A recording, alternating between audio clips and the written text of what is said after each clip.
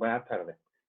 Lo primero, saludaros a todos, que me he puesto ya un poquito más formal para que me veáis, que esta mañana me habéis pillado en pijama. Como se nos ha cortado el vídeo a mitad de la clase, voy a grabar la parte que nos hemos quedado sin poder grabar, ¿vale? Por si alguno no se ha podido conectar.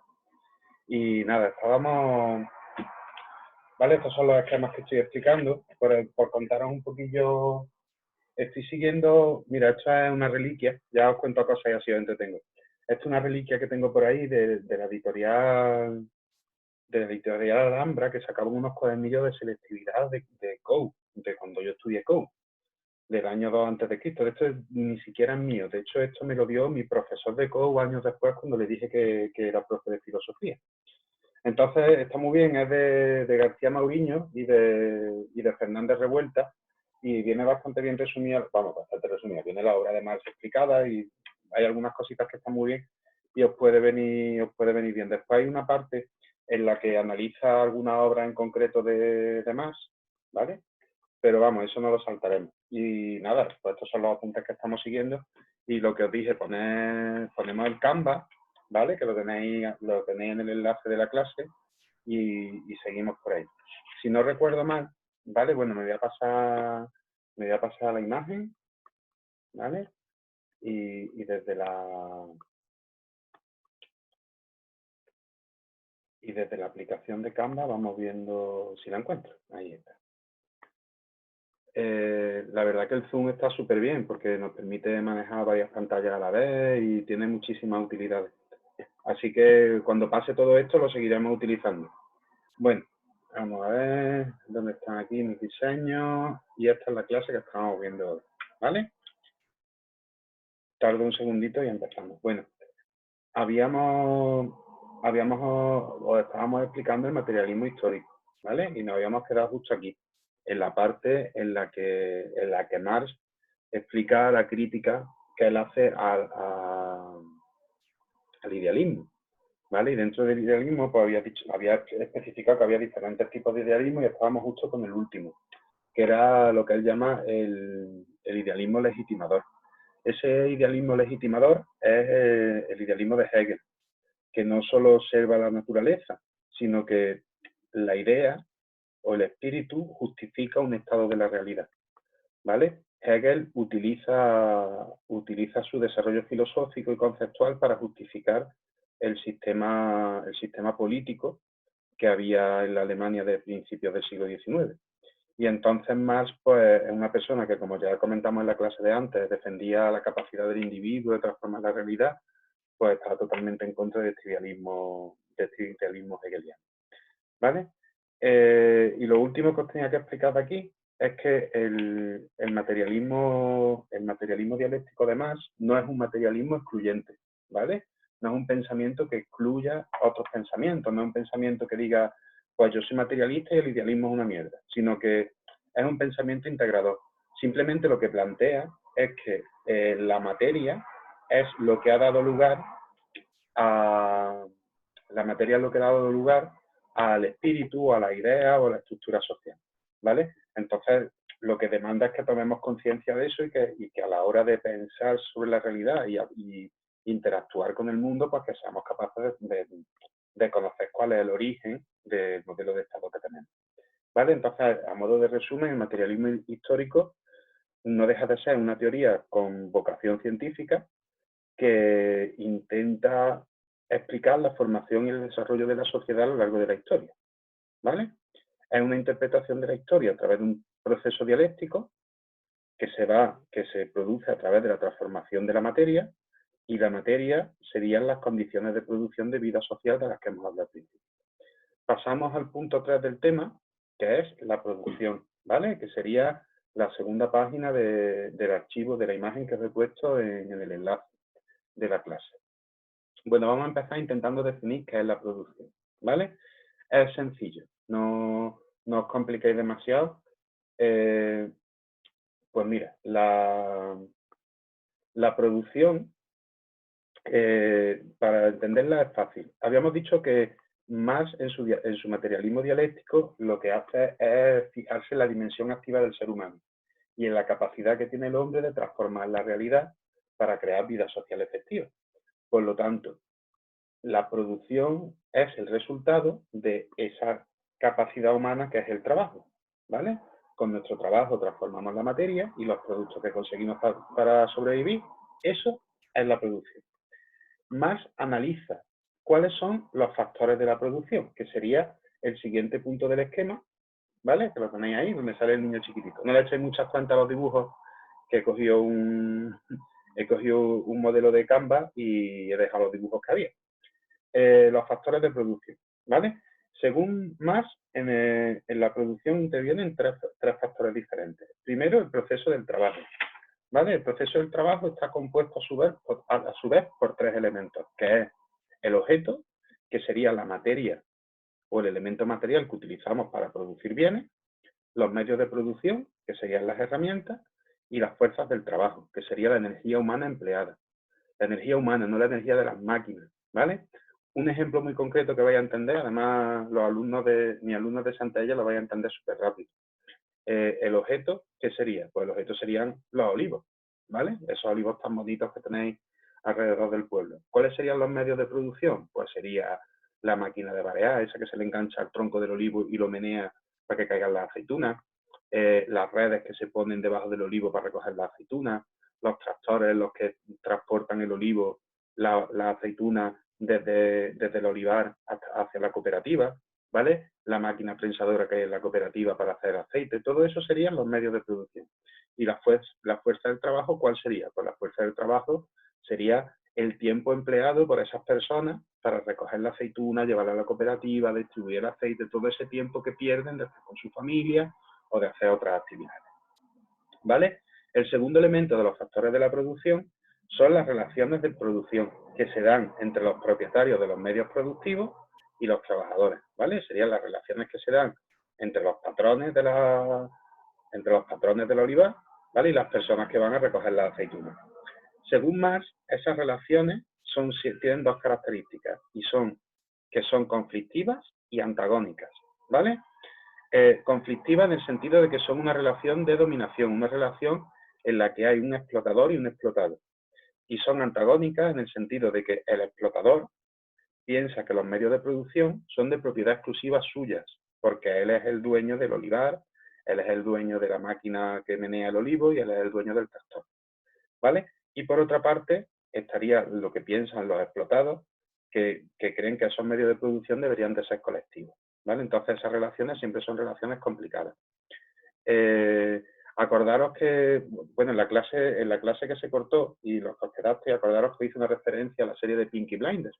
En Peaky Blinders, en la primera temporada, hace mucha referencia a los movimientos obreros que son del siglo XIX más que del siglo XX, pero bueno, tomándonos las licencias históricas que se puede tomar una serie de ficción, os puede servir muy bien para ver esta relación conflictiva entre los patrones y los obreros, ¿vale? Y el tercer elemento que interviene en los factores de producción es la fuerza productiva, que sería la combinación de la fuerza del trabajo y de los medios productivos, ¿vale? Hombre, evidentemente ya tenéis conocimientos previos de Marx y seguramente habéis leído o han hablado del marxismo y de sus propuestas. El planteamiento de Marx, pues lo que viene a decir es que si hay una combinación adecuada entre la fuerza del trabajo, es decir, el proletariado, y los medios de producción, si pertenecen a la misma persona o se coordinan de manera unitaria, pues él piensa que ese proceso productivo se realizará mejor, ¿vale? Esa es la propuesta de Marx. El siguiente punto que vamos a ver es la diferencia entre la infraestructura y la superestructura, ¿vale? Esto cada vez que le doy a la cámara se le ve. Bueno, os cuento un poquito. Marx lo que viene a decir, o esto es volver a redundar en la idea de que la materia configura al espíritu, lo que pasa es que Marx utiliza otra terminología.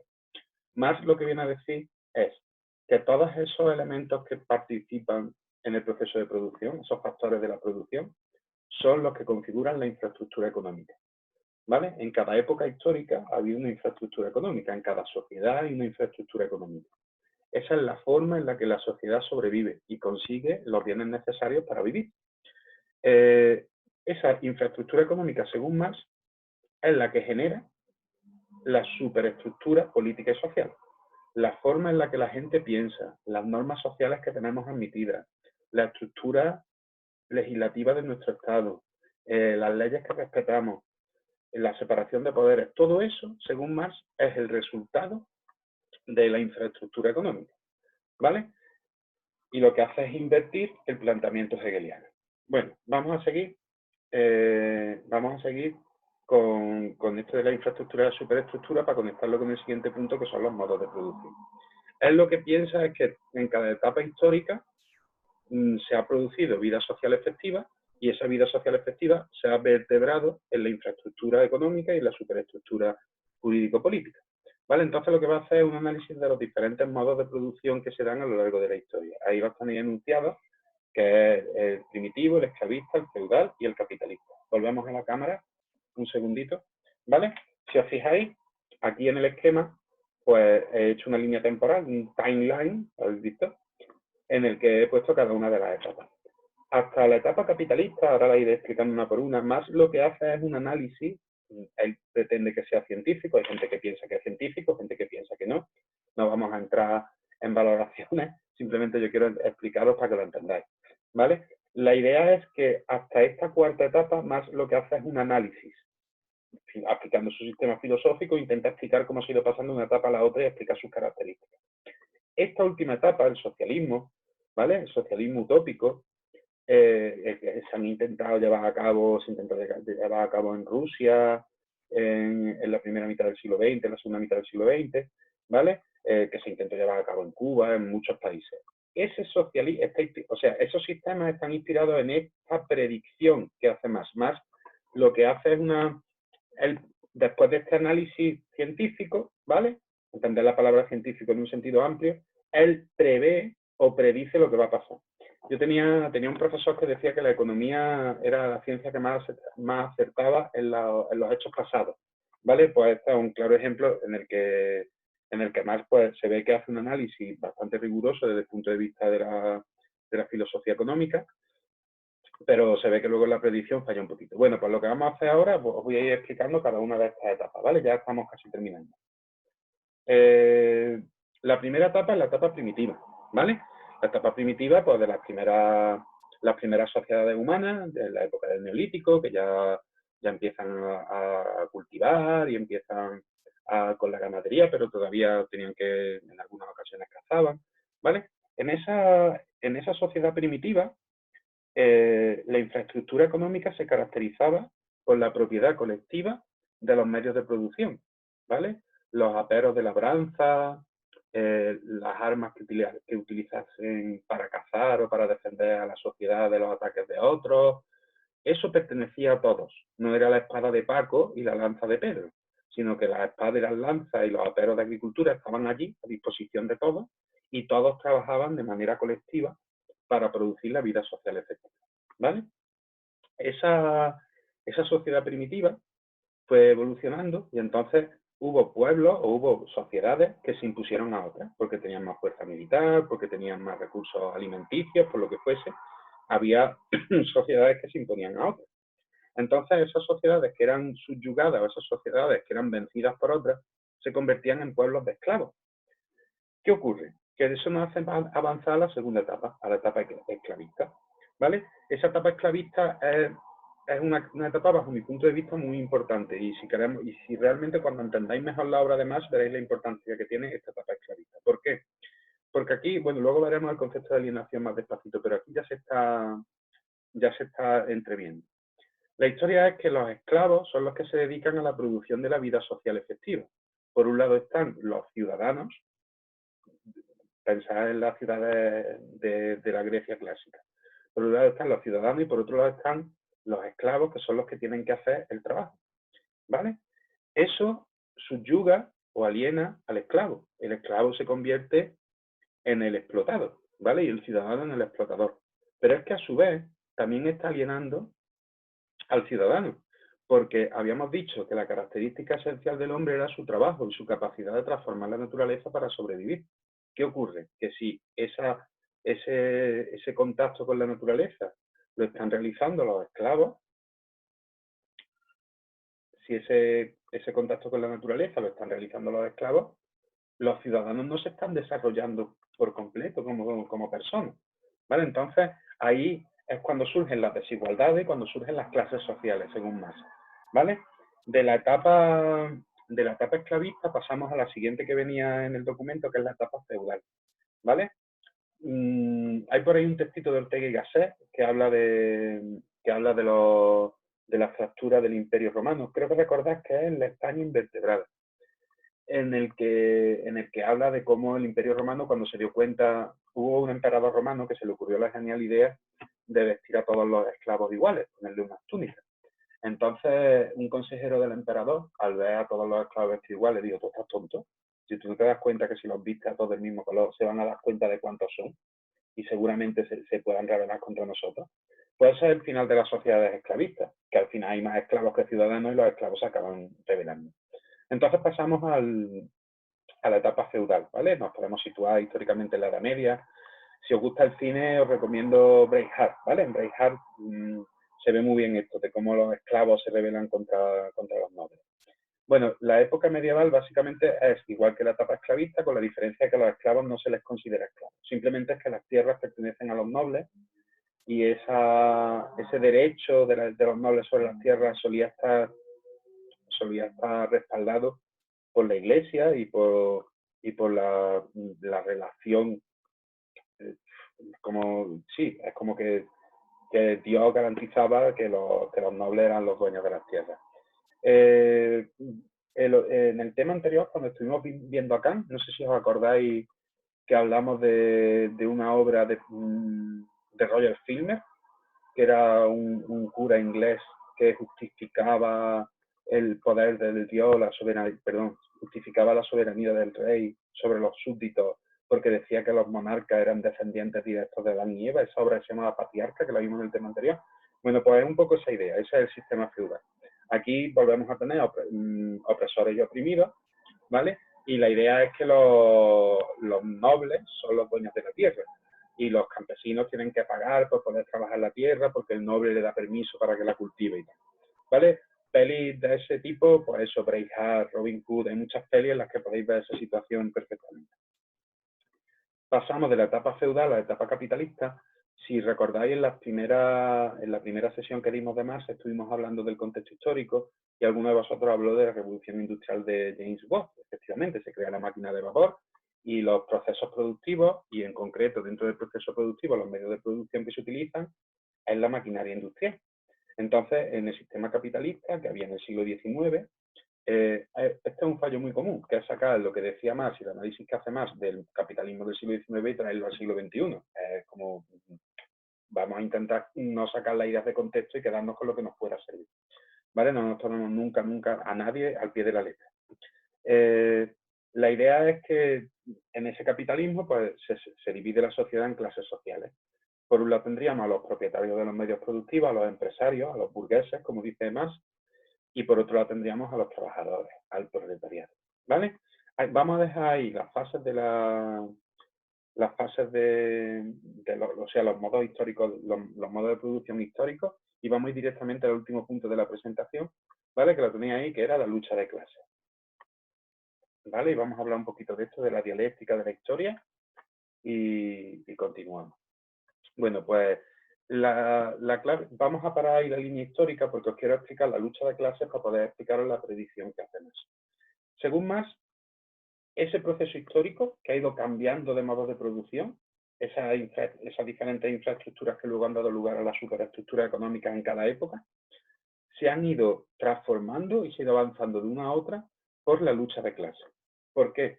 Porque las clases sociales que surgen cuando se rompe el sistema primitivo son dos polos antagónicos, son dos polos dialécticos que luchan entre sí. Y las tensiones dialécticas, siempre cada uno de los elementos, al ser contradictorios, al ser antagónicos, lo que intentan es destruir al otro.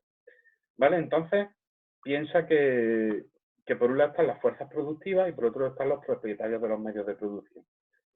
Más su predicción es que esa tensión va a llevar a la revolución y al final los proletarios van a acabar con los propietarios de los medios productivos y entonces se van a anular las clases sociales.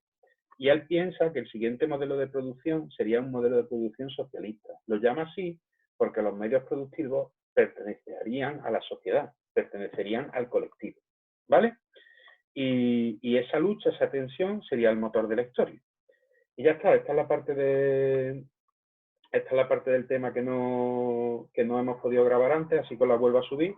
Un saludo a todos, quedaros en casa. Espero que los vídeos estos hagan un poquito más llevadero el encierro y que por lo menos os sirva para aprender algo. Y nada, la semana que viene más, pero no mejor, porque es imposible. Un abrazo.